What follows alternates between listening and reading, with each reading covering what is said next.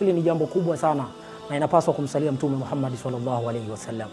Kwa majina anaitwa Salim Abdallah almaarufu Spider wa Simba kutoka Kapu la Magoli. Niwaambie ndugu zangu, wanapoona Kapu la Magoli huu upande wa pili, watu wa kukoroma kwenye majangwa, wavua kambale, hawa chula, wanaogopa sana, wanaona leo kuna jambo gani kubwa. Lakini niwaambie kitu kimoja, hatujakuja kwa mambo hayo. Leo tupo na Kapu la Magoli, litakuwa kapu la Qur'ani tukufu. Je, wajua Qur'ani tukufu ina ncha mbili? Moja ipo kwa Mwenyezi Mungu Allah Azza wa Jalla. Ya pili ipo mikononi mwako.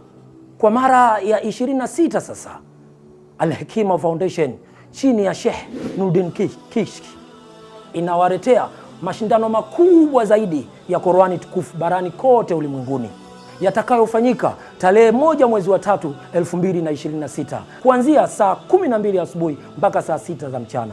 Insha Allah, insha Allah, insha Allah. Wote wana Kapu la Magoli, familia ya wana michezo yote, wote tukutane katika uwanja Benjamin Mkapa. Hii ni ncha kwa ncha, bega kwa bega, mkono kwa mkono, mguu kwa mguu hadi Benjamin Mkapa. Tukutane insha Allah.